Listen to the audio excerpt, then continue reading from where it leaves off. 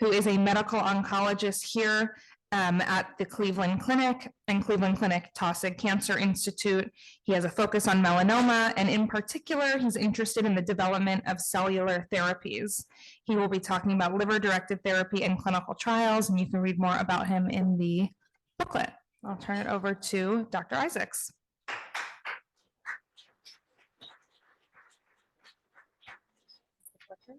And if you want to, this is different, but you can just look through yourself.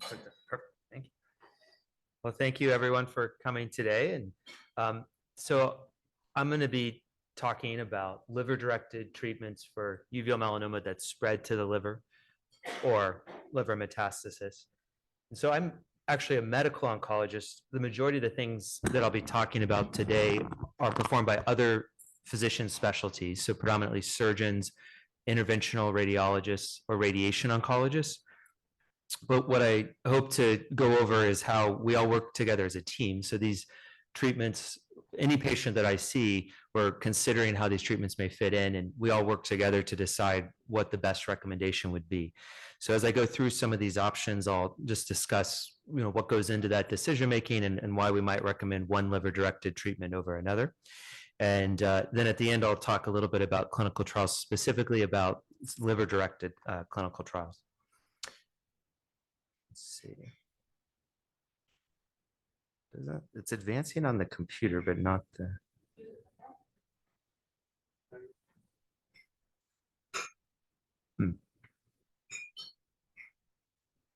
There it goes. So we have surgical approaches, embolization, and then liver perfusion approaches.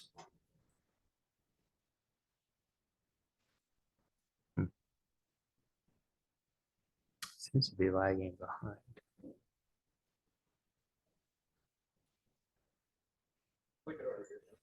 Oh, right there. There we go. Okay, so it's a direction. So now, okay. So to start with liver metastasis and why it's an important topic is that if uveal melanoma does spread outside of the eye, 90% of the time it will involve the liver. And it's not fully known why the liver is a common site, but as Dr. Singh was discussing just now, that the uvea is very vascular structure. So unfortunately, we know that these tumor cells can break off and spread through the bloodstream. Often the cancer cells are not able to actually grow in other parts of the body because the cancer cell essentially dies when it is in circulation. But there's research that shows that the liver actually can secrete certain factors like the hepatocyte growth factor that directly sort of attracts the melanoma cells to start growing in the liver. And then also in the liver, there's certain factors like the immune system generally isn't as strong in the liver as it might be in other organs like the lung, where, if you breathe in pathogens, the lung is constantly working to fight off viruses and other infections. It's less common in the liver. So we think of the liver as an immune suppressive environment, and that may also allow tumors to grow in the liver. But because of that, sometimes patients will have spread that is really only involves the liver. So that allows us to focus the treatment on the liver if that happens. So what are the factors that we think about when deciding treatment? We really start by getting an MRI, and that helps us understand where tumors in the liver may be. And you can see from this picture, it's a little hard to see on the far left image, but on the right image, there's just one tumor there. Actually to the left of that, there are multiple tiny tumors. They're circled red.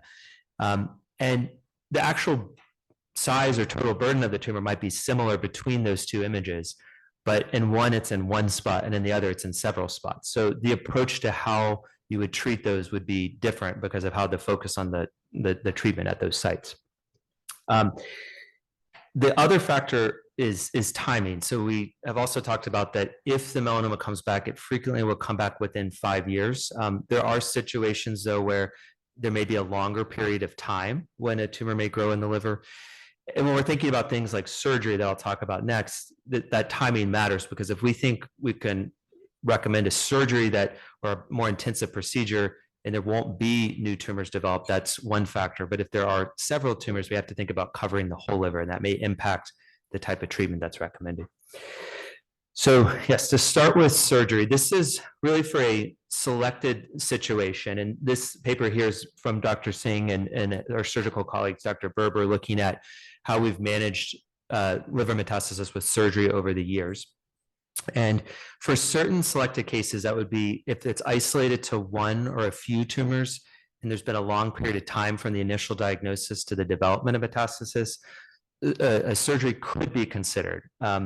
Typically, if that's done, though, we try to really focus on minimally invasive approaches that only limit the extent of the surgery. So if there's a larger area or multiple tumors, we don't want to put someone through a major operation that has significant recovery time. So it would be less likely to be recommended. But in our series, and centers throughout the country have shown that in certain cases, there can be people that have a resection of one or two tumors that benefit from that for a longer period of time. And this picture here shows a laparoscopic approach, which means not a large surgical incision, but smaller incisions using cameras to make the surgical recovery much more feasible and something that people can tolerate. So in addition to a surgical removal, there are other surgical approaches that also use that laparoscopic approach. These are ablation procedures. So it's somewhat similar in that the surgeon would make a very small incision and use a camera to visualize the liver. And you can see on that screen, that's actually them looking at the liver during the surgical case. But instead of removing a tumor, they may use a probe that can deliver high energy beams to the tumor and essentially kill the tumor. So you can actually do both ways, a heat approach, which would use microwaves or radio frequency waves that really heat the tumor to extreme temperatures and cause the tumors to die. Or you can do a cryoablation, which uses extremely cold temperatures to freeze and kill the tumor. So this is still a pretty aggressive technique because it does involve a surgery, but if there are limited to one or two tumors, it could be an approach to treat those tumors and then watch closely afterward, because the local control is good with these procedures. I think the biggest question is always, is there a risk that new tumors could come afterward? And so we want to make sure that it's a good case where we would want to put people through certain risks of any surgery. But sort of the next phase of treatments to consider are embolizations. So these are not surgical approaches. They're more done by interventional radiologists, although they can also be done surgically, but they involve isolating the blood supply to the liver. So in an embolization, the goal is to get to the artery, which supplies the liver, and block that blood supply. And if the tumor has less blood supply, it will kill the tumor cells. So the benefits of this, as you can see, is that depending on which blood vessel that's accessed, you can kind of control how much of the liver is treated. So sometimes it is used to treat just one or two tumors, but it can be more of a regional approach where an entire lobe of the liver is treated with an embolization procedure. Typically, we don't do the whole liver at once, although sometimes you could do a stage procedure where one part of the liver is done one day and then a month later, another portion of the liver is treated. So I do put in the bottom here, there actually are, even within embolization, several different techniques. So a bland embolization is where we just block the blood supply and that alone is the intended treatment. But below that, there are three methods where you can actually give a treatment along with the embolization. So chemoembolization would involve blocking the blood supply, but also treating with some chemotherapy that would go into the region of the tumor. Radioembolization uses radiation seeds that can go into the tumor bed and treat the tumor. And then immunoembolization tries to stimulate the immune system in addition to blocking the blood supply. So this is just a picture from the Y90, which are the radioembolization or the radiation seeds that are used. I think it is from the manufacturer, but I think it actually, the picture kind of illustrates how it works. So you see this tiny, it's actually tiny glass seeds that have radiation particles in them. And those little bright circles in that picture show how those seeds would go through the blood vessels and sort of coat the tumor. And so not only are they blocking the blood supply, but they emit radiation into the tumor and can kill the tumor cell. Because they go through the bloodstream there, they're a little bit more regional than a surgical approach. And so they can treat kind of the area. But I would still view this as a pretty directed therapy that, you are targeting a specific area when you do it. Overall, it's tolerated quite well. It's not a surgery; it's a procedure. But people are usually observed overnight in the hospital afterward. There certainly can still be some symptoms throughout the body, like fatigue and just lower energy a couple of days later. But it doesn't have as many side effects on the blood counts or other factors throughout the body. So it can be a very feasible procedure. So then kind of taking the next step, though, one of the emerging treatments is isolated hepatic perfusion. And so this is more of a whole liver approach. And so the idea with this is that if there are tumors that are kind of more spread out, like the very first slide I showed where there were several small tumors, those would be hard to get with one directed approach. But with the perfusion, you can get the entire portion of the liver, and also can get microscopic areas we might not be able to see yet. So it can also work to try to prevent growth of future tumors in the liver. So this diagram is pretty complicated, but I'll try to walk through it. So any part of your body has two supplies. There's a artery that carries blood into the organ, and then there's a vein that carries blood out of the organ. So with the perfusion approach, an interventional radiologist accesses the artery to the liver, sort of similar to the embolization, but then they give a very high dose of chemotherapy that we could not give throughout the body, but gives it directly to the liver. They have a second catheter that captures the blood flow as it leaves the liver. And then they run all of that blood that has the chemotherapy in it through a filter to remove as much of the chemotherapy as possible before it's then delivered back into the body. So this is a major benefit because we can give much higher doses of chemotherapy and more directed at the liver. And there's less systemic or side effects throughout the whole body because they filter off the chemotherapy before it goes back into the body. Even with this, though, it is a more intensive procedure. I'd say the recovery of it is a little bit more involved because we try to filter out as much chemotherapy as possible, but some does get throughout the body. So we still have to worry about blood counts. And typically we give a medicine called GCSF to boost blood counts after the procedure. And we also have to watch the liver closely, right? Because it is putting a little bit more stress on the liver by giving the high doses of chemotherapy. I think for a couple of reasons, people do feel more tired and fatigued after this procedure. The liver itself kind of takes a pretty big shock, which is very recoverable, but for the week or so after, people can feel pretty tired and fatigued. And some of that chemotherapy, if it is circulating in the blood, there's a little bit more of a systemic effect there. So overall, this is I call it sort of an emergent therapy, even though it's been around for a while, because there's recently an FDA approval for Hepzato, which is a device that allows us to do this procedure. So it used to be done at a handful of centers throughout the country, and now it's sort of more available all throughout the country with the Hepzato device. So we have an interventional radiology team here that is doing the procedure, and it is sort of something that we focus on, depending on the situation, but because we feel like we can get better control all throughout the liver. So this is a picture in a group that had done the hepatic perfusion in several years past. It just demonstrates, on the left, there are several larger tumors there that would be hard to get with one embolization or one ablation procedure, but with the chemotherapy and the high doses, you get a very good response in all those areas.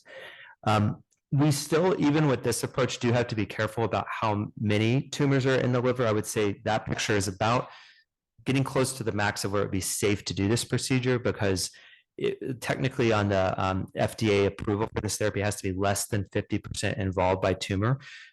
And the reason would be that if there's more tumor, it could really stress the liver to give the high doses of chemotherapy. So it's something that we all talk about as a group and make sure that it's safe to do the procedure, and then we can get some very good results if it is a good match to do it. So one thing that we're excited to, this is moving a little bit more to clinical trials. So the first step with many trials is that if we have treatments that work separately, can they work together? So Dr. Kennedy is going to be talking right after me about systemic treatments for uveal melanoma, which go in a vein and go all throughout the body. We know that there are immune therapies that can try to activate the immune system that we sometimes use.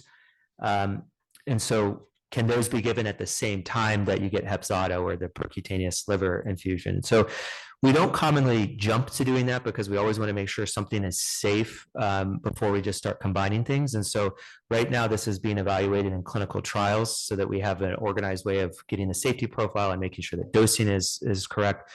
But the initial reports are looking very promising that these are likely, we're going to see more combinations of systemic therapy at the same time we're doing a liver-directed therapy.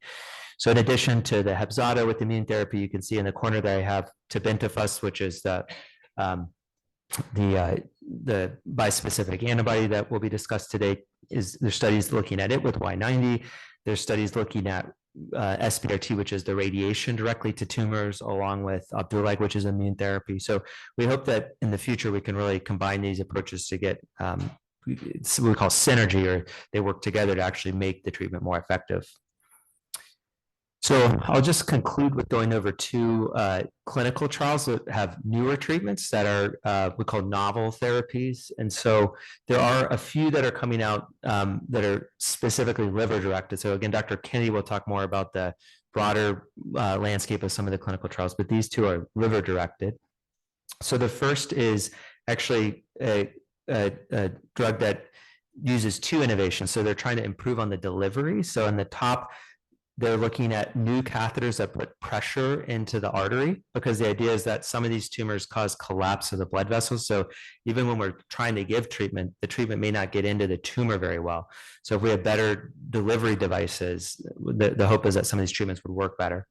And then as we're giving these treatments, we want newer treatments that can stimulate the immune system, because we know that the immune system can actually work to control the tumors. They know the tumor shouldn't be there, but sometimes the immune system needs a little boost to really control tumors. So the treatment is something called SD101. And the diagram there's a little complicated, but basically what we try to do is give these drugs that will get to different immune cells to really boost them and encourage them to be more active to then fight the melanoma tumors.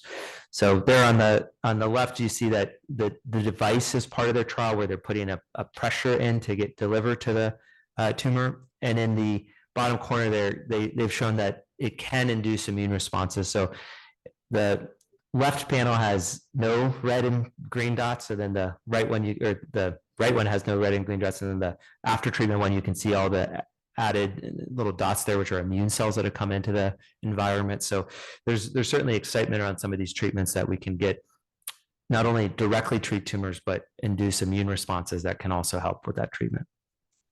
So then the last thing I was going to discuss is a second trial. This is also looking at boosting the immune system. It's called RP2.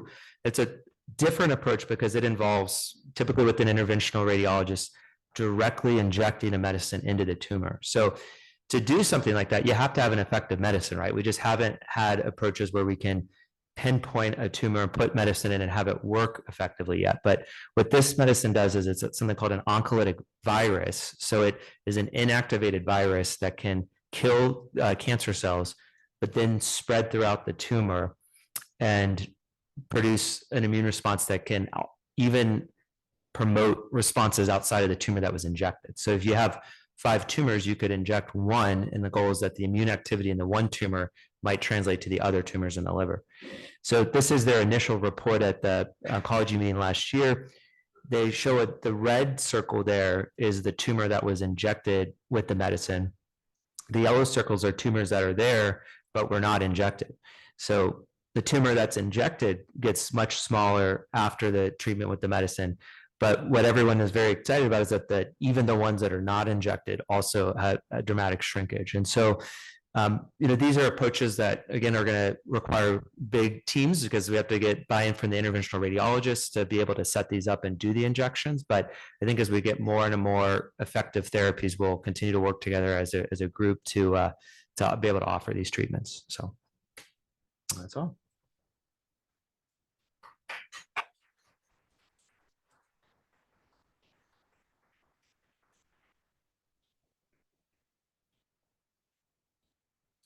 Great, thank you, Dr. Isaacs. We'll hear from him again during our Q&A.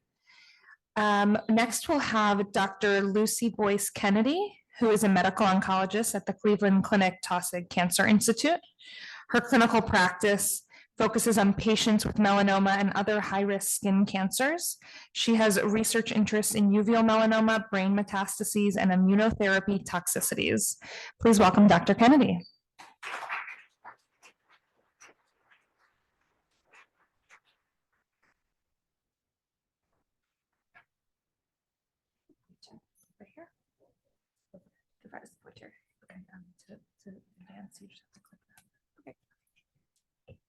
Thank you for the introduction and good morning, everyone. It is my honor to follow the illustrious Dr. Isaacs with this session on immunotherapies and targeted therapies.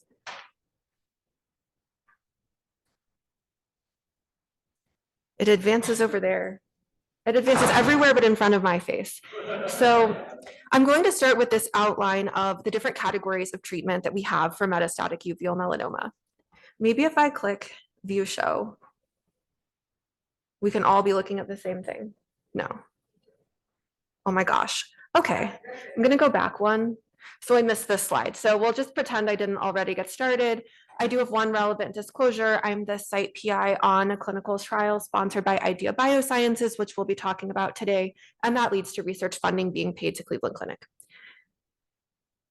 So now that I figured out how to operate the slides, this is my outline of the different treatment options we have for metastatic uveal melanoma. So you just heard from Dr. Isaacs about liver-directed therapies, and today I'm going to be covering immune therapy and targeted therapies.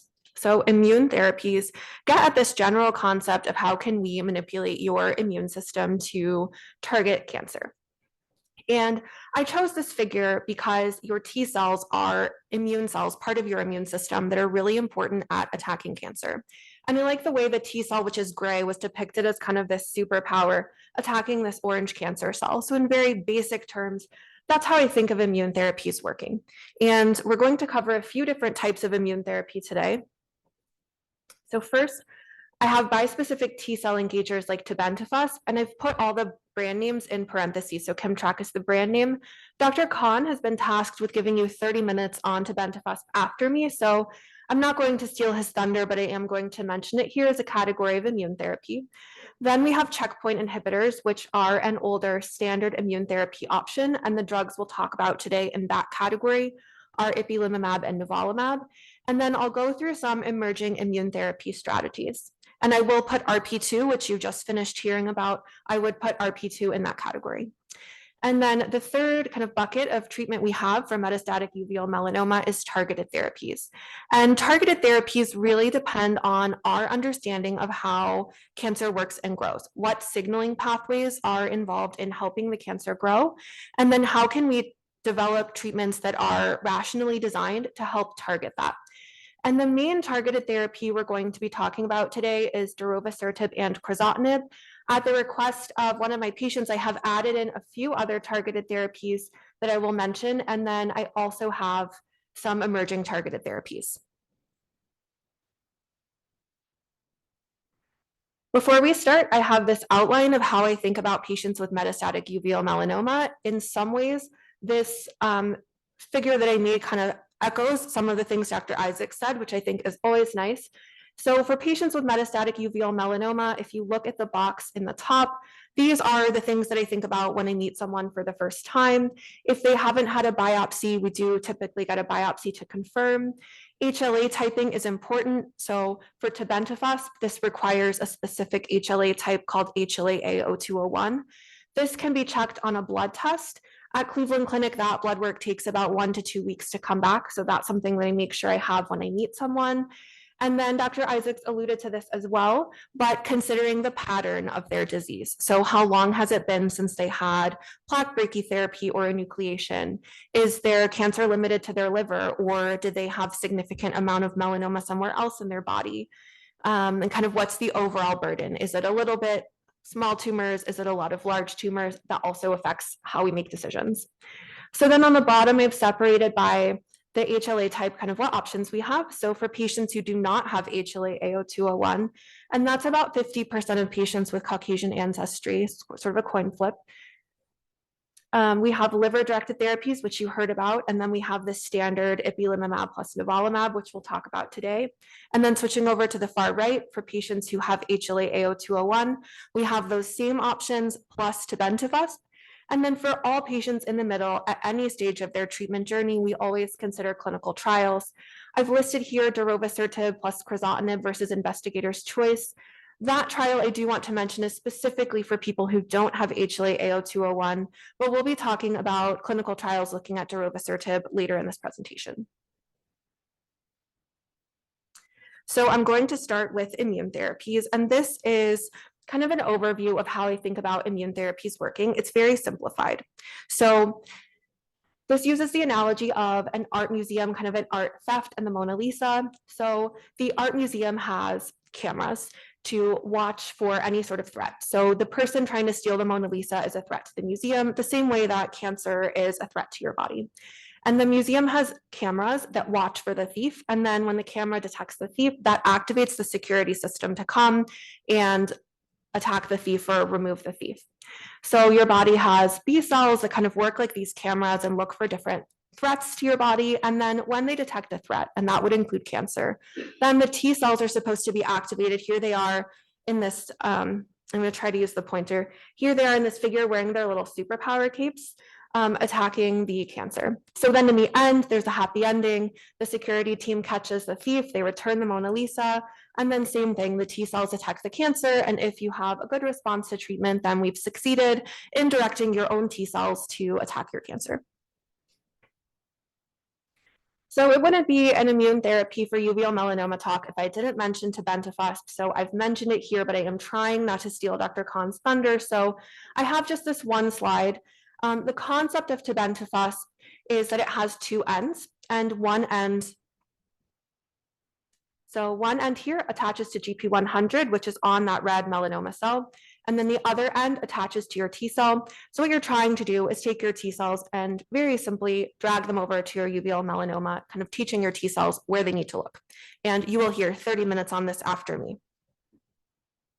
So we're going to go now to the standard, older standard immune therapy option that we have. This is the combination of ipilimumab and nivolumab. Again, the brand names are in parentheses, so that's Yervoy and Opdivo. And I thought it was important to mention these medications because if you are thinking about the clinical trial of darovasertib and crizotinib, you may hear about these medications. And the first thing I want to say about these immune therapies for uveal melanoma is that in some patients, we can see really nice, really dramatic, and really long-lasting responses, but unfortunately, that doesn't happen as often as we would like. And so I think that really gets at how we need more and better treatment options for our patients with metastatic uveal melanoma. There were two clinical trials looking at ipilimumab and nivolumab for patients with metastatic uveal melanoma. And I chose this figure from one of them to try to make the point I just told you that some of our patients will have really nice long-lasting responses. So if you look at this picture, each of those lines represents one patient and everybody starts here at 0. And so the vertical is change from baseline. So this is baseline where you start. And then going up means the tumor grows and going down means the tumor shrinks. So what you want to see are lines that go down, and then horizontal is time out to 2 years right here. So you want to see lines that go down and then stay down for a long time. And you can see if you look at this that there are some patients where that happened, where the tumor shrank really nicely and then it stayed shrunk for 2 years or beyond.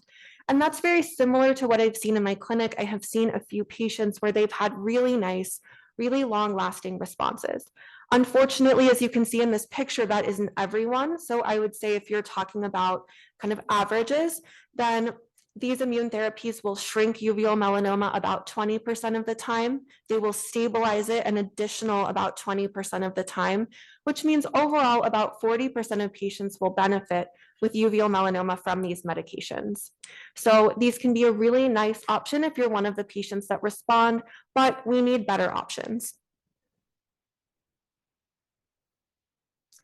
So before I go on to other immune therapies, I did want to mention the side effect profile of ipilimumab and nivolumab. So these are Immune therapies, the kind of general concept is that we are trying to direct your T cells against your cancer, but we can also direct your T cells, your immune system against your normal organs. And so in theory, you can get inflammation anywhere in your body as a side effect of these medications.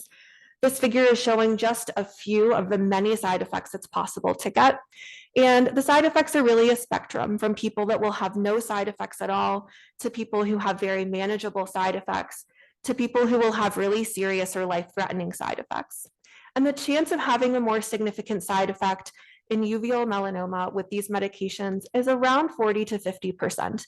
And this is unpredictable. So the challenge with using these immune therapy drugs is that we don't know when we start someone on treatment whether or not the treatment is going to work. And we also don't know whether or not they're going to have side effects. Are you going to have no side effects at all? Are you going to have manageable side effects? Are you going to have multiple side effects or end up in the hospital? We just don't know. And I think I was supposed to mention this earlier, but just for reference for the way these medications are prescribed, these are IV medicines. They are given every 3 weeks for up to 4 doses. So you would get the 2 drugs together up to 4 times. And then after that, you get the nivolumab alone every 4 weeks for a total of up to 2 years of treatment. And I always like to show these resources for patients who might be getting ipilimumab and nivolumab. So these are, it's basically a workbook. I downloaded for free online. I downloaded it from aimwithimmunotherapy.org. And it goes through all the many different side effects you can have from checkpoint inhibitors. This is only a few of the many pages. And you can see they have these little red, oops. I guess that didn't have any effect anyway. So they have these little red flags. They tell you what to look for. They tell you when to call your doctor's office. Oh, I'm shutting down the computer. This is going really great. So I think this is a really nice resource for medications that have very unpredictable side effects. Anything can happen, for you to be able to download at home, kind of a list of what can happen. I'm good if it's still showing up in both. Yeah, I think I'll survive. Okay, so I'm going to end the immune therapy section with emerging strategies. So the first one is combinations and sequencing. And I knew Dr. Isaacs was going to talk about some of these things, and I did still choose to piggyback. So the first one is, can we combine the different treatments we have? You heard about this. There is interest in combining immune therapies with liver-directed therapies. There are clinical trials looking at this. The next question is, what impact do your previous treatments have on your future treatments? So there's this question of, if you get Tebentufusp first, does that then change your immune system in a way that ipilimumab and nivolumab that you might get later, do they potentially work better? So is there synergy between these treatments? What is the best way to combine them? Is it better to do more at once? Is it better to sequence them? So that's something that I'm really interested in, that I think is being studied in clinical trials. And I chose this figure because we hope that 1 + 1 does equal 3 or more. And RP2, Dr. Isaacs mentioned, so this is a modified virus that's injected directly into the tumor with the idea of trying to get an immune response against the tumor. This has shown promising results in uveal melanoma, so I did want to mention it here. And this is going to be the challenge without the screen in front of me. I have this figure on the right. This is intended for a physician audience, but I know that our uveal melanoma patients are very, very savvy, very well connected, and very engaged with each other. So I'm showing you this picture, and I think you can understand it as well as I do. So I have highlighted in the yellow, we're going to come back to it, but I have highlighted here the immune therapies, and we're going to focus on the T cell first. So you've already heard about anti-PD-1 and anti-CTLA-4. So ipilimumab is anti-CTLA-4, nivolumab is anti-PD-1.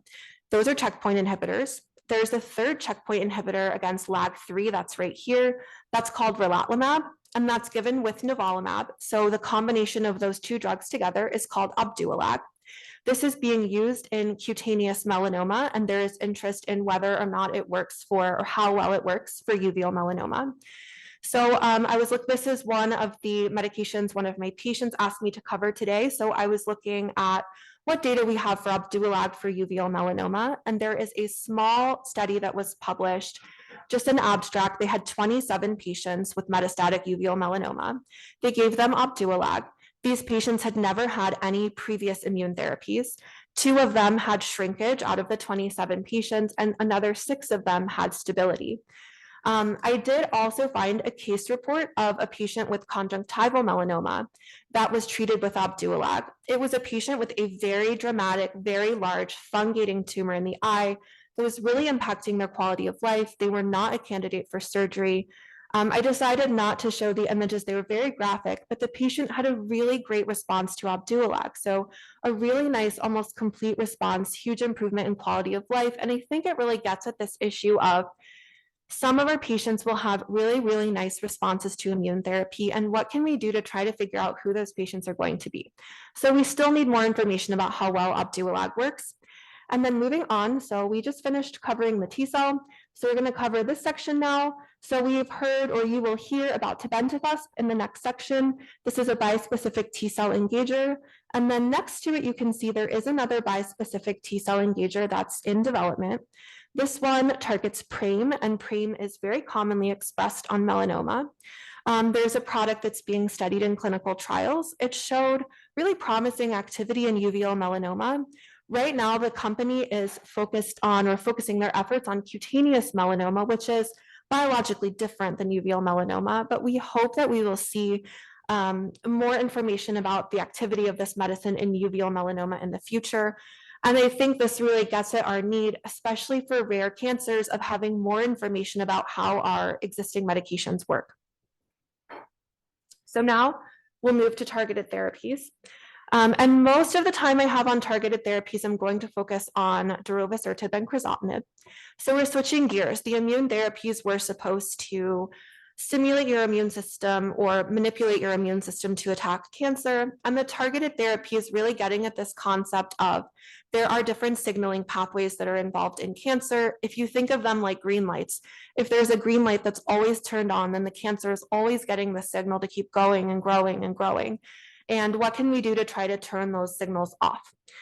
So darovasertib is a medication that's shown a lot of promise in metastatic uveal melanoma. So I'm going to be talking about clinical trials for darovasertib and crizotinib in metastatic uveal melanoma right now. Later today, Dr. Khan has a session on neoadjuvant and adjuvant setting, and the words neoadjuvant and adjuvant refer to medicines we would give before or after surgery or plaque brachytherapy to help increase the chance of cure. And I will step very briefly out of my assigned lane to say that I think these treatments are really, really important for our patients with high-risk uveal melanoma, so you should definitely stay tuned for his session. So darovasertib is a protein kinase C inhibitor. And so I'm showing you the signaling pathway. I downloaded this picture from the company's website. And so when I was in medical school, we had this huge, vast, many-leveled lecture hall, and it was very dark. And they taught us the signaling pathway. It's really important. They gave us a beach ball, and they started at the back of the room, and they made everyone say the next thing in the pathway, and you had to pass the beach ball around. It was always going under the table. You had to pass it down until everybody got the next molecule correct. And that is still how I think about these. I think that strategy was really effective. It's living rent-free in my brain all these years. But that's kind of how you think about it. It's passing a beach ball on and on and on. And what can you do to stop that or interrupt that? So most melanomas, most uveal melanomas have a mutation in GNAQ or GNA11. So it's right here. And this is a simplified version of the pathway. You, unlike me, you don't have to know all the different steps. And as you go down this pathway, as you pass from beach ball to beach ball to beach ball, you end up at protein kinase C. So that's what darovasertib targets. The other name for darovasertib is IDE196. So that's what it blocks. And if you were to continue on through protein kinase C, you would end up at these signals that tell the cancer to grow. So darovasertib works here. And then it's being given in these clinical trials with crizotinib.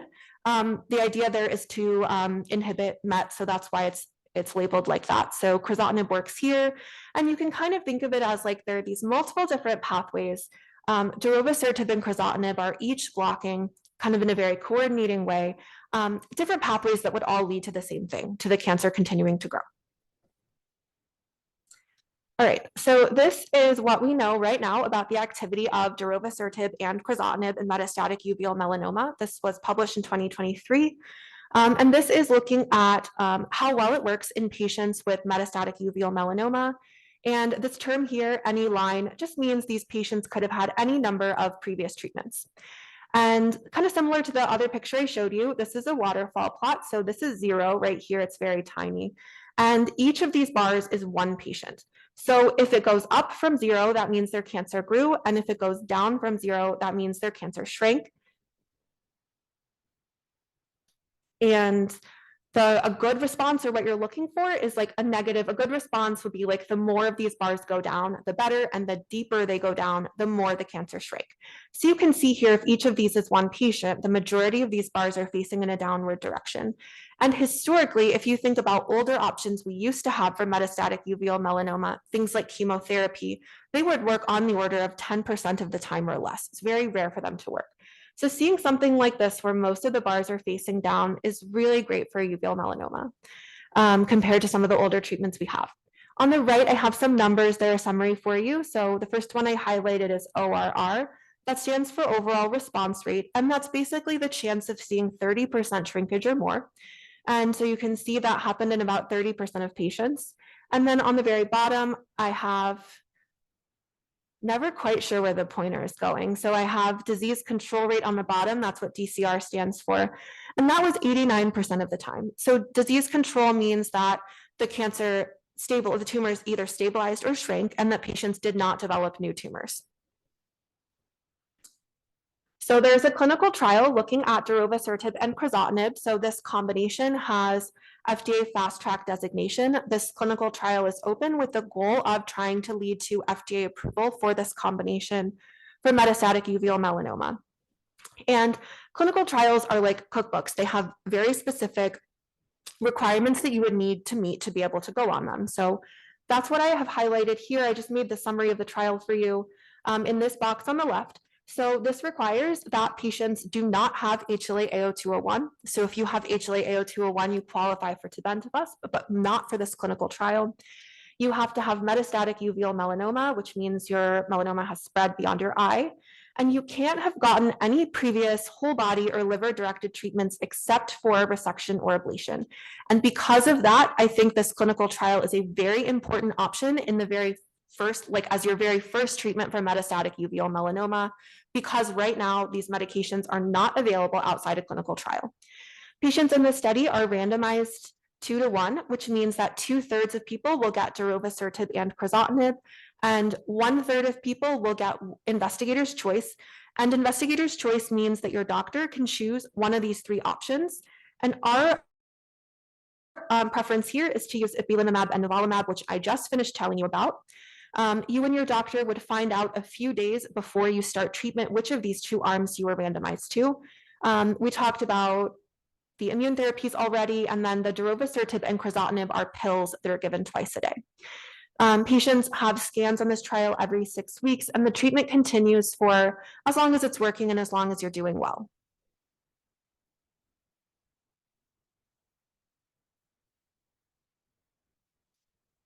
It's very particular. Okay, so what if you have HLA-A*02:01? So we think that, or we know that your HLA type for Tebentufusp, you need to have HLA-A*02:01. That is required for us to prescribe it to you.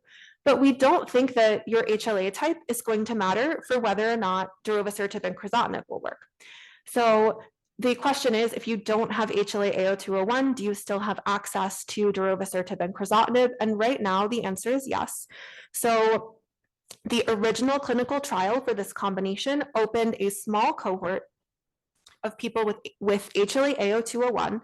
They are allowed to have had prior treatments, including Tebentufusp. And everyone in this cohort, it's fairly small, it's going to be around 60 or 65 people, but everyone in this cohort is given darovasertib and crizotinib. And right now, I told you already, the only way that we have access to these medications, which look very promising, is in a clinical trial. So these are the 2 clinical trials we have in the metastatic setting. They are both open here at Cleveland Clinic main campus.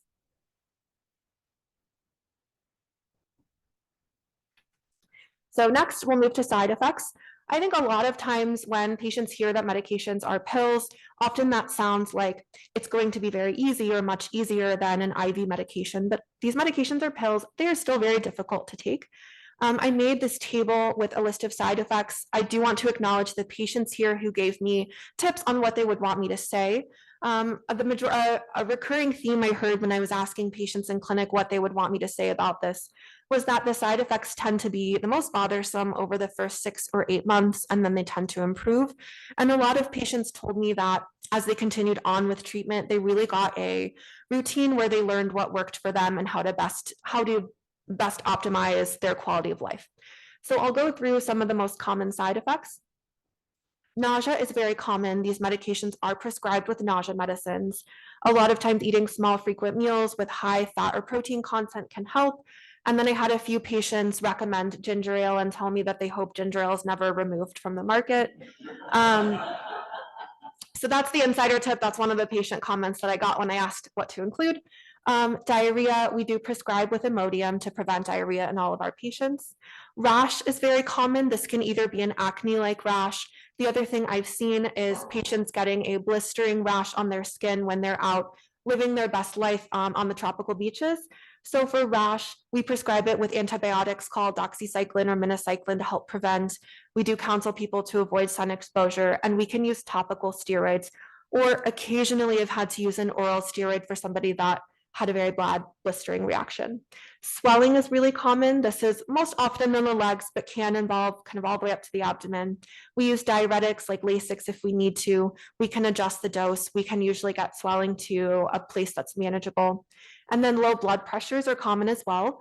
If we don't take really careful care with your blood pressure, we can potentially cause people's blood pressure to be so low that they would pass out. So we've really learned how to prevent this. We hold blood pressure medications before we put someone on treatment. We monitor very closely while you're on treatment. We can use medicines to support your blood pressure if we need to.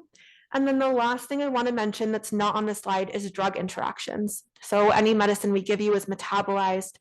Darovasertib has a lot of medications that, like a long list of prohibited medications that we can't give you together with darovasertib. So for anyone who's considering going on this clinical trial, we have to review all of their medications in great detail to make sure that all of their medications are safe and that if we need to, we've considered alternatives. And I included this slide on ivermectin at the request of one of my patients. And I thought it was a really great question. It's one of the most common questions we get in clinic. I get this question probably 3 or 4 times a week. And I put it under targeted therapies because, again, we're thinking about this question of like, what are the signaling pathways that are causing your cancer to continue growing and growing? And ivermectin is widely available. It's cheap. It's used to treat a lot of different parasite infections. It has been FDA approved in the US since the 1980s. And there's a lot of interest in ivermectin for treating cancer. There's a lot of influencers on TikTok saying that ivermectin can cure cancer. So I think it's a really fair question. So we know that ivermectin potentially has an effect on multiple different signaling pathways that can be involved in multiple different types of cancer. So last night I did a pretty extensive literature search looking at like what information exactly do we have for ivermectin in cancer and for melanoma specifically. And the way that we end up getting FDA approval for medications, they start by studying medicines in mouse models and in human cancer cells grown in a test tube. And then they continue on and on until they study the drug in people with cancer and see how it works. So most of the literature we have is looking at mouse models or cells in a test tube. And that's very different. It's much more simple than treating cancer in a human. For melanoma specifically, I did find a handful of studies looking at melanoma. All of them were either in a mouse model or cells in a test tube. There's really no data looking at how well ivermectin works for melanoma in general, for uveal melanoma specifically. And so I would say at this point, I think that we need targeted therapies that are evidence-based and rationally designed. And right now, there's not any evidence to support that ivermectin helps to treat uveal melanoma. The last thing I did was I went to clinicaltrials.gov, which is a resource to help you look for clinical trials that are open across the world. And I searched for recruiting studies, which is here. And then I put for any type of cancer and intervention ivermectin. And then you can see here, there were no results. I didn't get any hits for any active clinical trials looking at ivermectin in treating any kind of cancer.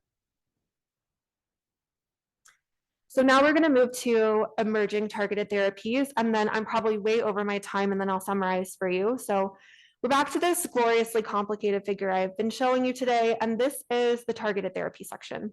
And this figure really is meant to summarize all different emerging kinds of treatments for metastatic uveal melanoma. So you can already see, and I'll back up and say, I think for metastatic uveal melanoma, there's a lot of interest in GNAQ and GNA11. So if you look here, you're back to all these beach balls. You've got all these different molecules that are involved in these signaling pathways. And there's multiple different medicines that can potentially target different steps. So you already heard about darovasertib and crizotinib. Those are right here. And then the next thing I'll mention is an antibody drug conjugate, which is called DYP 688. Antibody drug conjugates are very trendy in oncology, and the concept is basically that you have an antibody that attaches to something specific, and then it lets the medicine deliver its payload directly to the cancer cell. So this one, this medication targets GP100, so it attaches to GP100, which I already told you is on the uveal melanoma cell, and then that lets it deliver a GNAQ or 11 inhibitor directly to the cancer cell. So that medicine is in clinical trials and has shown some promising results that's still being studied. The next one, so deficitinib, you can see here, this works on the FAK, it's a FAK inhibitor, and it's being studied in clinical trials with RAF and MEK inhibitor, and you can see those over here. So multiple different ways of targeting the same pathway. And then the one other targeted medicine that's not on here, again, that I'm included at patient request, is a molecule called EBC46. It does have another name, which I've got written down. So if you ask me later, I have the other name, but I don't have it off the top of my head. It is a medicine that's actually injected directly into the tumor. It's used in non-metastatic mast cell tumor for dogs. It's very effective in that setting. It comes from an Australian rainforest plant, and there is actually interest in using this in different types of human cancers. So I was looking at clinicaltrials.gov to see, do we know anything about this for melanoma? And I saw that there was 2 clinical trials. They were both in Australia, which is probably not surprising since the medicine comes from a tree in Australia. And it looks like they were both closed. They had a total enrollment of 4 patients with melanoma. So I think it's just too little to really know if this medicine has any effect. And the last thing I'll mention I thought was really interesting was that this molecule, the EBC46, actually is a protein kinase C activator, which is the opposite of how darovasertib works. So that sort of made me question kind of the way that it works and whether or not it would be of interest in uveal melanoma.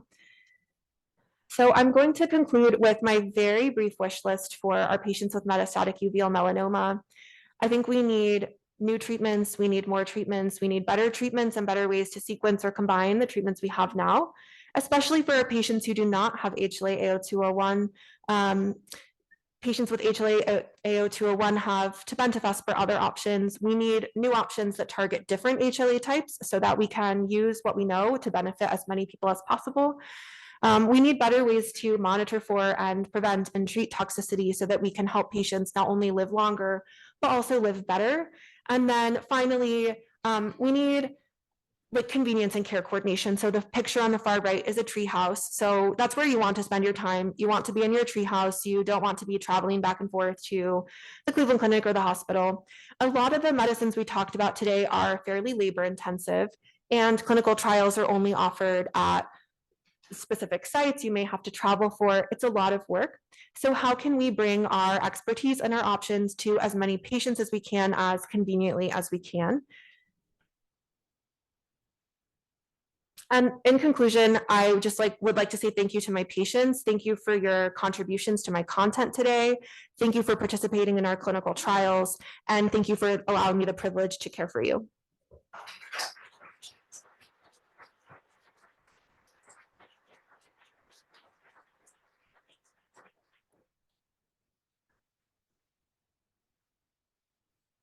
All right, well, we have just heard so much information, and this is a really great segue into Tebentufusp. And again, which is also known as Kimtrack, which was the first FDA-approved treatment for metastatic uveal melanoma. And that was really a watershed moment for this community, who really had nothing before this except for clinical trials. So since then, we've seen, increased innovation with the second FDA-approved treatment, which was a liver-directed therapy made by Delcath, which you heard about earlier when we were talking about liver-directed therapies. So I hope you're all sort of seeing the evolution and the progress here. And certainly, we're really excited about what the future will hold in terms of FDA-approved treatments for uveal melanoma. So with that, we're gonna dive in and hear from Dr. Shaheer Khan, who's coming to us from all the way from New York City, from Northwell, where he has been working with Dr. Rich Carvajal, who many of you probably also know, who has been a speaker and has also been very involved with the MRF in our work with the uveal melanoma program that we have. So with that, I will give a brief introduction. And again, the full bios are all in your program, but Dr. Khan is a medical oncologist at Northwell Health Cancer Institute, where he specializes in the treatment of cutaneous malignancies and genitourinary malignancies. His research aims to develop new treatments to improve outcomes in cutaneous and cancers, with a particular focus on rare malignancies, which include uveal melanoma. He also has a strong interest in developing strategies and treatments to reduce immuno-related adverse events. So let's welcome Dr. Khan, and then, like I said earlier, we'll take questions with the panel at the end. Thank you, Dr. Khan.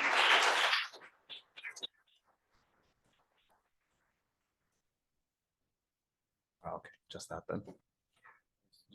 Okay. No worries. Thank you so much. It's an honor to be here.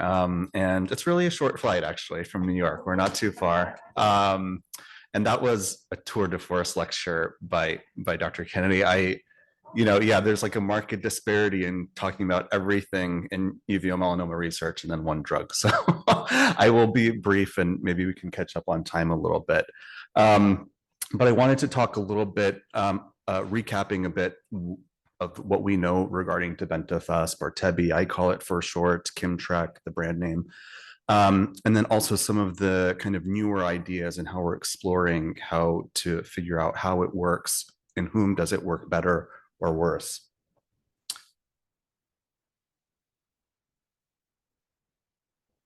Where were you pointing, Lucy? Yeah, okay, there you go. So I do have, actually, Dr. Kennedy pointed out research funding is important. So several of the companies involved do provide research funding, but I have a direct role with this company, Replimune, which has been mentioned.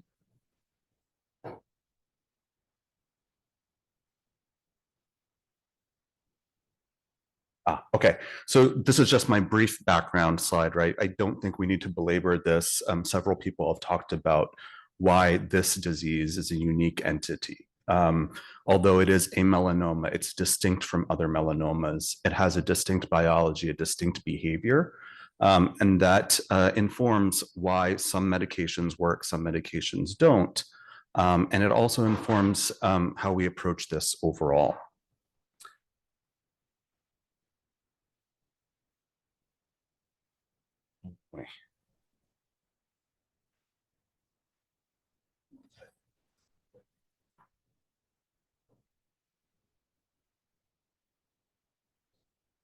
Sure.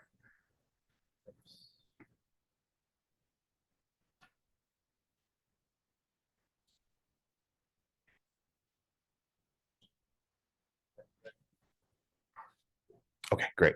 So this slide, I think, does a good job of demonstrating both the challenges and the progress that we've made in this field, right? And so I think the graph here demonstrates the sequential approvals of medications or interventions in these different types of cancers within cutaneous oncology.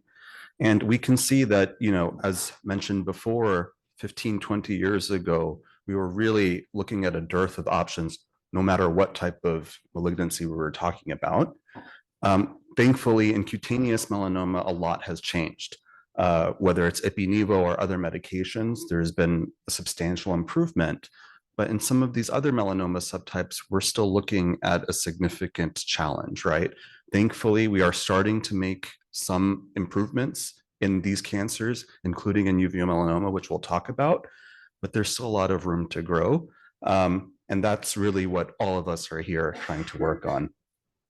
So in brief, as Dr. Kennedy mentioned, Tebentufusp, Tebi, is this bispecific molecule. It's referred to in many different ways.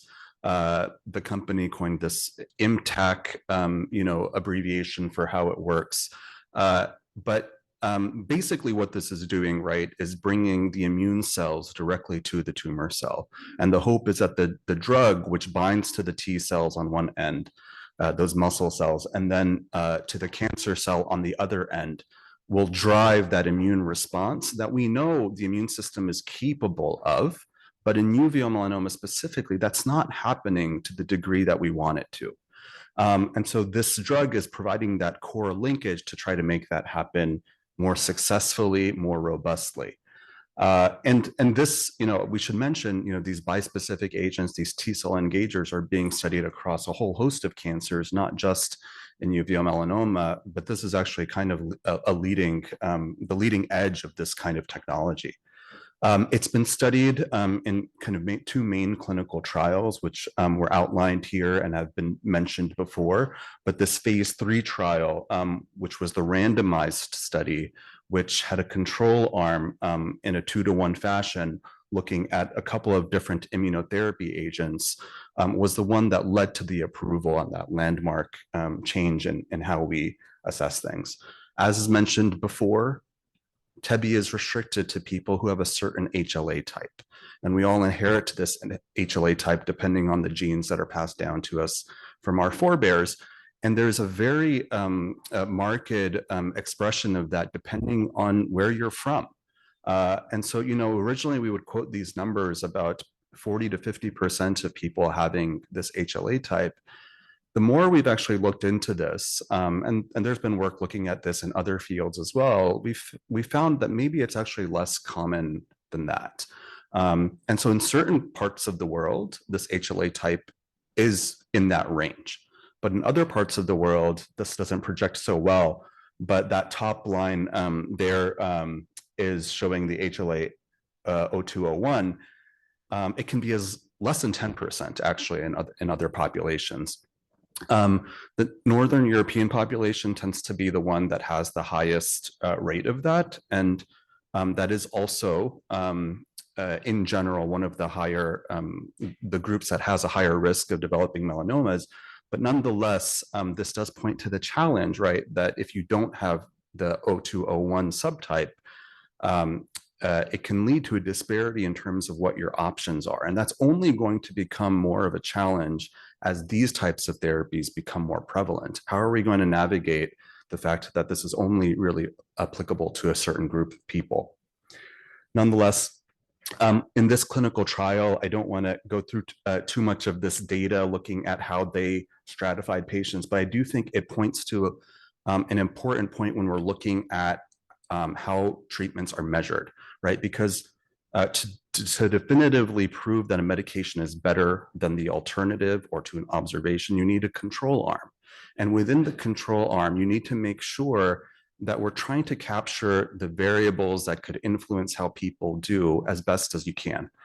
And so what we do is we try to match the control arm as closely as possible to the investigational arm so that we make sure, okay, maybe the investigational arm had people who are just going to do better no matter what, right? And so here they classify that in the paper into certain categories, and they look to see were all of these things relatively equal in the clinical trial, and the answer was yes, right? So they did a good job in the control arm, whether it was age or how active people were or what the size of their cancer was, and matching this. And so we can feel pretty confident that at least in terms of the population of people that were studied, it was similar. Here we talk, I'll switch a little bit more to talking about the kind of general application and what people expect when they get this medicine, right? So you start this medication. It's a weekly medicine that's given by IV. And there's a distinct kind of pattern and profile that we expect. And that was demonstrated pretty early on when they were first giving this medication to people, where they realized that through this bringing of the immune cells to the cancer cells and then stimulating those immune cells, that you can provoke kind of like a more body-wide reaction that can almost stimulate like a severe flu, or when your immune system's activated in some other way. We have a term for this called cytokine release syndrome. It's something we've seen actually for a long time with other types of older immunotherapies. In fact, that was one of the main challenges that we would have with those treatments. But what we saw was that overall, this drug was well tolerated in the sense that over time, it settled down into a very manageable toxicity profile. But early on, there were some significant side effects. And so you can see here in this table, there were a lot of people who had certain side effects related to the cytokine release syndrome, whether it was fever or chills or nausea. But most of them, and we grade side effects into grade 1, 2, 3, and 4, and the 3 and 4, they're more serious ones. Most people didn't have high grade side effects, but when we look at other reactions like rash and itching, those were actually potentially more toxic and higher grade. The good thing is that there is, as mentioned, a very clear association between when you get the drug and then how the toxicity develops. So the first few doses of the drug are really the ones where you have to worry about those specific side effects, those changes in your blood pressure, the fever, the chills, and those other things. And that's also why the company, I think rationally, and as we've gotten used to this medication, we watch patients for the first few doses to make sure that when you're in that short-term window where those side effects can be severe, you're in a monitored setting so that we can make sure we support you adequately, whether it's IV fluids or other medications temporarily just to get you through that. And then other side effects, they can still occur as time goes on, but most of the time it's stuff that we can manage in the clinic without needing you to be in the hospital in a monitored setting. I think this figure did a really good job kind of describing some of the time associations with these side effects again. So you can see here in this top figure that when you get the Tebentufusp, and that's then now looking at hours since when you get it, that short-term window within a few hours of getting it is when the highest incidence of those cytokine release syndrome side effects can occur. And then subsequently, you can have still within a pretty short window, some additional side effects like this rash that can be very pronounced, including like all over the body, but then it'll pass pretty quickly. And then if people do have those kinds of cytokine release syndrome symptoms, we watch them carefully, we watch their blood pressure, we make sure things are not getting dangerous, and then we implement support however we need to. And then within a short time period, we can actually see that things calm down and then discharge them from the hospital. So why do we give this medication? Obviously, if it led to an FDA approval, there was a strong justification, right? And so, one thing that's unique about this medication is that we have seen positive results, which I'll outline in a bit. But what we don't see in most people, and if you contrast this with what we call waterfall plot on the top, compared to what Dr. Kennedy just showed with the Daro plus crizotinib, a significantly smaller proportion of patients are having deep responses in their tumors, right? And so this figure here shows that there are some people where we see, more than 30% changes in their tumors, but it's a relatively small fraction. And then there's a, large percentage of people who fall within this kind of plus or minus 10 to 20% range. And then there's some people where we see things just grow. And then again, this is a spider plot, which Dr. Kennedy showed you for ipilimumab and nivolumab. And again, we see some of that same profile, right? Where each individual person, there may be people who respond really well and continue to respond well. And then there's people who may be stable and stay within that stable range. And then there's people who don't respond at all. But what's important to note is similar to the Ipi-Nivo, you can see people who have, although things are not shrinking, the disease remains stable for an extended period of time. And we really think, that that's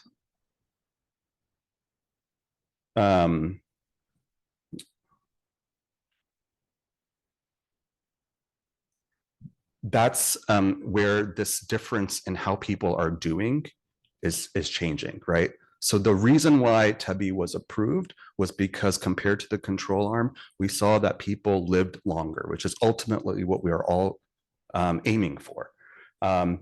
Even though it didn't have a significant difference in terms of how the tumors themselves actually responded. And then when we actually looked into it a little bit more, we saw that even if you had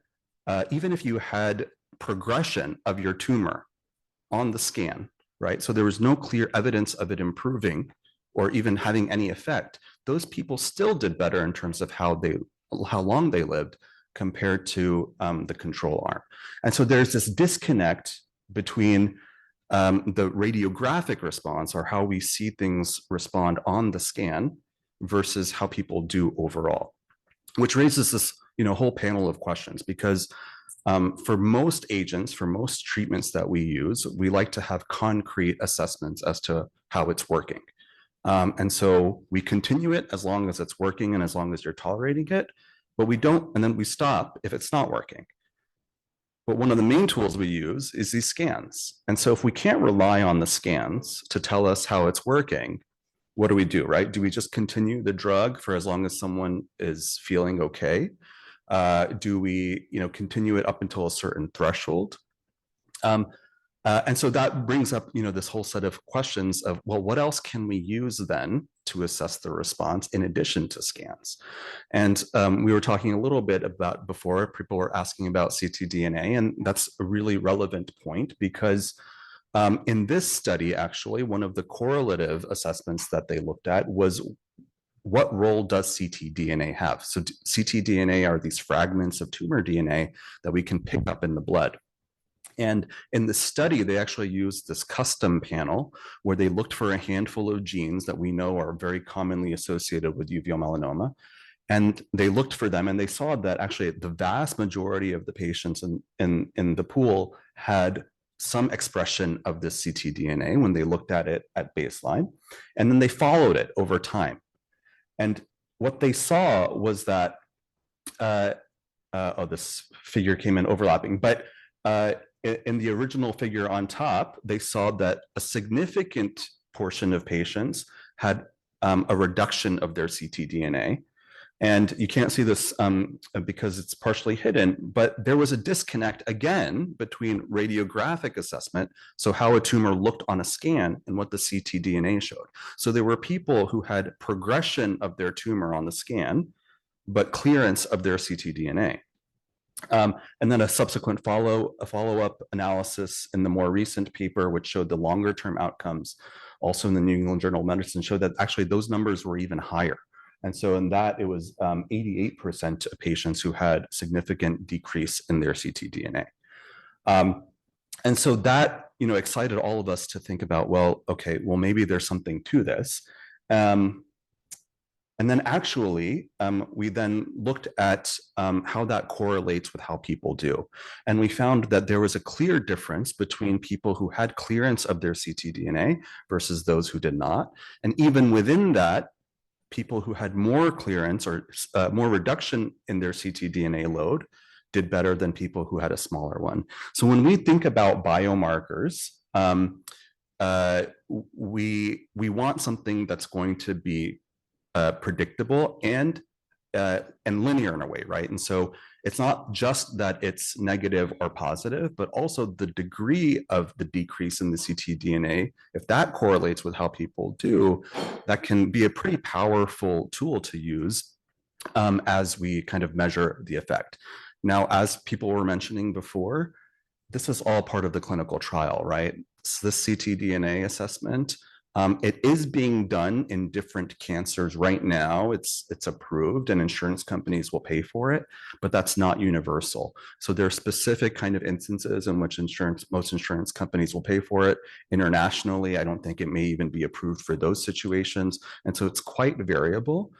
We've actually been kind of pushing some of these companies that do this assessment to just create a panel for us for uveal arcular melanoma, because we know there's a handful of genes that are very reproducible across all people. Right now, the process that they follow is they take someone's individual tumor sample, they create a bespoke kind of assay to look for in the blood, and then they test that. And so we can do that right now in some cases, but it's not broadly applicable. And we don't know if that will be the same as the way that we did it in the study. The last kind of marker that I wanted to talk about before I end is, as we think about who are the people who benefit more from the TEBI versus those who don't, we've realized that there's something about the T cells that are being recruited, and what we call their fitness, right? So as you can imagine, if you're recruiting all these T cells, how active they are against the cancer will make a big difference. If they're exhausted, if they're weak, if they're not going to drive a strong response against the cancer, even if the TEBI is bringing them there, they might not do anything. But if they are robust, if they're more active, if they're more likely to grow and then stimulate a bigger response, they will probably have a better effect. And so this has actually been assessed using a kind of complex assessment called RNA sequencing, where Joe Sacco and others demonstrated that this marker called T cell fitness, looking at a few different genes associated with that, was a very strong predictor of how people did on the TEBI. And so now this is a second marker, which we might be able to utilize in the future to try to predict who are the people who are going to respond potentially better to the TEBI. And that's important also because if we know that the TEBI, the T cells that the TEBI is bringing to the tumor are not as high functioning, maybe there's things that we can do to complement with the TEBI to make them more active, right? So there may be medications like the immunotherapy that was discussed before, or other agents which can change those T cells from a less active form to a more active one. And so this is all part of how we're thinking about improving upon what we've seen, right? Which is a huge step in the right direction, but where we still need to do clearly better. And so that I'll stop for this portion of the talk, and we'll talk a little bit more about some of the other therapies later. But thank you to everyone here, and of course to all of our patients and caregivers. And that's it for me. Thank you.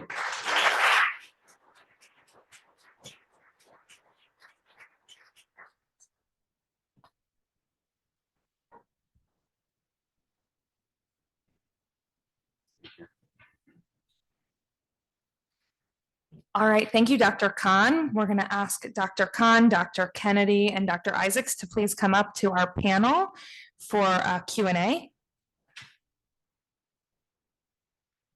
It's always a hard session right before lunch. We have our volunteers in the back ready with the microphones. So does anyone have any initial questions? There's one for you right quick for Dr. Kennedy. You mentioned for the Darrow Crizo, it took me forever to how to say Immunotherapies. I'm not going to try with those yet.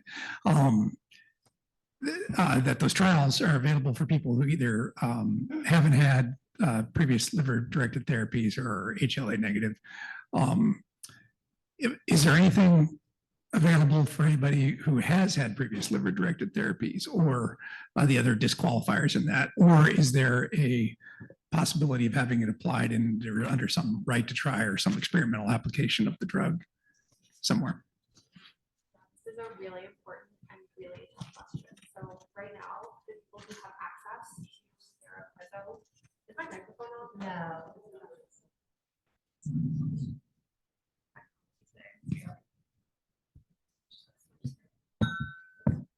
Okay, I'm quiet, so I'm going to repeat. So this is a really difficult a really important question. So right now, the people who have access to darocrizo are either that you do not have HLA-A0201 and that you have had no treatments other than resection or like surgery or ablation, which is why for people who don't have HLA-A0201, I think it's really important to consider this clinical trial first. And then the other group of people who has access are people who do have HLA-A0201, and those people can have had prior treatments. So if you don't have HLA-A0201, but you've gotten prior treatments, then you wouldn't qualify for the clinical trials. The company, unfortunately, at this time is not offering any compassionate use. That is something that has come up in the investigator meeting for these clinical trials, because for any of my patients with metastatic uveal melanoma, what I want is to offer you as many different treatments as I possibly can and as you would want. So it's a huge need. It's a really great question, and I wish we had access to it for everyone. But we don't know why. But we do know why. Why? Why, like those HLA negative people who have had it prior can't. It's because of the way the clinical trial was written. So I think the FDA has some input in, like, if they are thinking about FDA approval for a medication, then they have some input into, like, these are the requirements that we're going to make to the company so that we have the information we need to give you FDA approval. So they're specifically the HLA-A0201 negative study, like they're specifically wanting to look at the first line. For me, like, once a medication gets FDA approved, you know, in my mind, there's not necessarily a reason why, if you had received previous treatments, like why the treatment wouldn't work. So yes, like once a medication gets FDA approved, it is so much easier if we have a lot more freedom in who we can prescribe it to. But what you're saying is a protocol needs to be followed. Yeah, the clinical trials have like very specific requirements. Right. If you don't fit within the specific requirements of the clinical trial, as much as we wish we did, we just do not have access to the medications. I would just add my commentary, not trying to be controversial, but I think the issues are, from the company standpoint, they have to meet a lot of requirements from the FDA.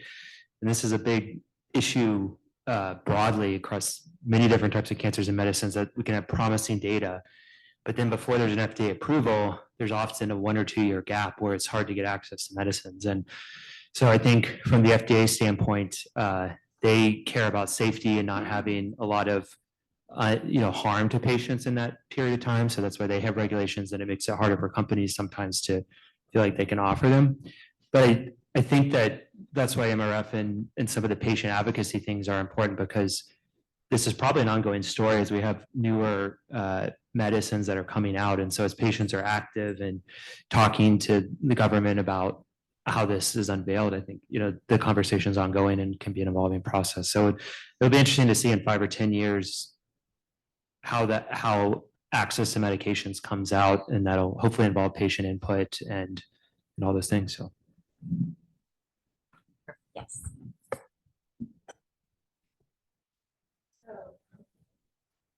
So I was wondering, you were talking about the embolization. So with the different, whether it's bland embolization or chemo or the radio embolization, Y90, all that, is there anything that would restrict someone from getting that, like prior treatment, that would stop them from that being available, like in the case that we just talked about? Not usually. It would, I guess, if there were concerns about liver function, or if it would more just depend on how strong we thought the liver was, and if there was any risk of actually making things worse with the procedure. I think the things that I talked about, we've had 10 or 20 years of experience doing. So as clinicians, we have more leeway to make those judgments on if something's safe or not. So I think that's the hard part with the new medicines. We just don't have as much information. So there's a lot more hesitation to offer the treatment to everyone, because we could be harming a lot of people with some of the newer medicines. So, but it really comes down to patient by patient, and often they are available, but sometimes the team may decide that we might cause more side effect than benefit. So that might be why it wouldn't be offered. Ed? First of all, thank you for all the work that you're all doing. I mean, just blows me away. So maybe, I don't know if I missed it or not, but when you talk about all the treatments, it seemed like it was on patients that were already identified with metastasis or cancer in some way.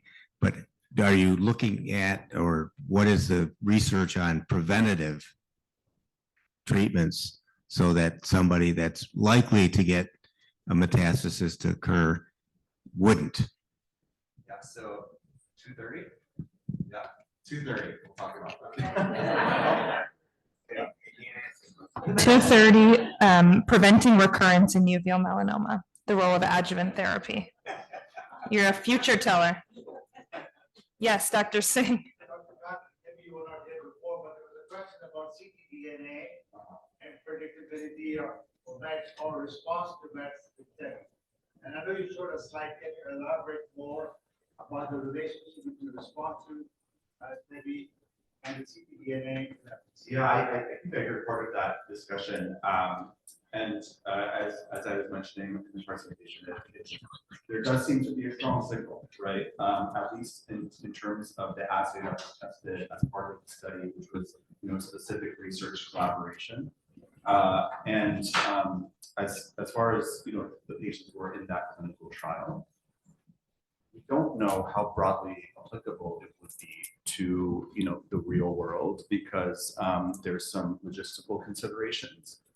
It was very strict in terms of how it was kind of mandated in the clinical trial, like the cookbook that Dr. Kennedy was referring to. And then also the exact test that they developed, that company, Signatera, is one of the ones that's doing quite a bit of ctDNA work across cancers, but there are other ones as well. And there are companies that are looking at kind of higher sensitivity assays as well. So we'll see. I think it's an area of tremendous potential utility, but we'll have to see over the next couple of years, especially as we start to use it more in practice. One more question for clarification and our learning. Is the likelihood of response to therapy related to the size of metastatic? Yeah, I didn't mention that. It's a great point. The study was not designed to look for differences in terms of whether someone had a smaller amount of cancer in their liver or somewhere else versus other sites or burden. But when sometimes we do this when we look at clinical trials, we look at subsequently we look at kind of different groups and we assess to try to see whether some groups benefited more than others. And when we went back and looked at the results of the trial, there was a correlation between people who had smaller amounts of cancer, most commonly in the liver, than those who had a higher amount, right? And so both groups seemed to benefit, but the group that had a smaller amount of cancer seemed to have a stronger benefit than those who did not. Again, that's kind of what we call post hoc analysis. And so the study was not powered to look for those. And so that's like the preliminary kind of correlation that we can't say strongly, but there is that some of that information out there. Miriam, we have a question online. If we could take one, because we have a lot of people online joining. This is a question for Dr. Kennedy. For Ipi/Nivo, the chance of shrinking or stabilizing is 40%, while the risk for severe side effects is 40 to 50%, which is not a great risk assessment. What would be the indication to use that treatment then? I fully agree. It's a tough kind of risk benefit ratio. And I think it's a really important conversation to have with our patients. Am I loud enough? Okay.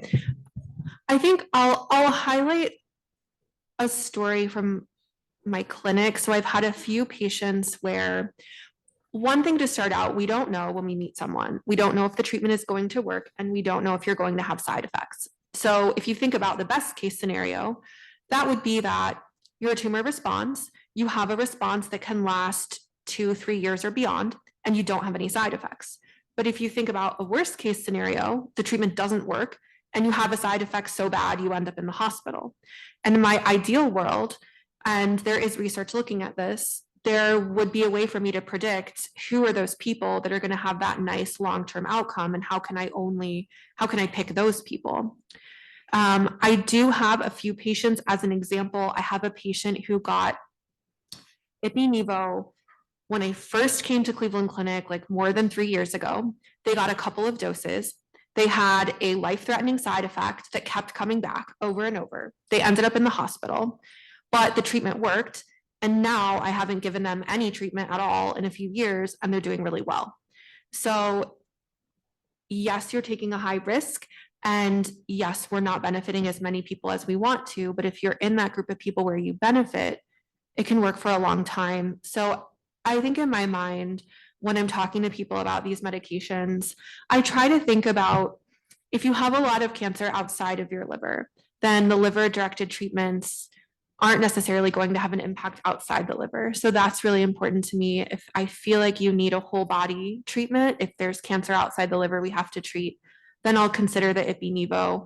And I think just having a really careful discussion with people about like, this is the possible benefit, these are the possible risks, what fits the best with what your goals and your preferences are.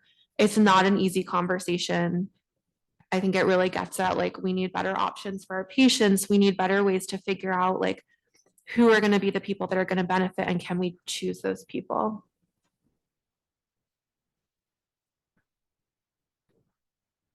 Any other final questions? Or Darlene? No. Hello? Oh, there we go. Yay. So this, I never heard of this HLA-A 201. It seems pretty important, whether it's positive or negative. So when do people find out? Do they find out once they know they have metastasis, what they are? Or is only if they're going to be getting a certain kind of treatment and you need to know if they're negative or positive? You know what I mean? Yeah, so I think practice varies, right? And Tebi is still pretty new, but what our practice is generally to just do it in everyone, so that we know upfront. And actually, it's becoming more prominent in other cancers as well, including like skin melanoma. So it would be totally appropriate to only do it if you find out that there is evidence of metastasis, because it's not going to impact things necessarily. However, that might be changing. And I'll talk about that at the 2:30 talk, right? Because, we're doing clinical trials kind of assessing adjuvant treatments depending on someone's HLA status as well. So our practice is to do it. I don't know if that's the case everywhere, unless it's going to impact your treatment. It doesn't necessarily need to be done, but yeah. My personal practice here is to send HLA typing on anyone Dr. Singh refers to me. That's all class 2 patients. All right.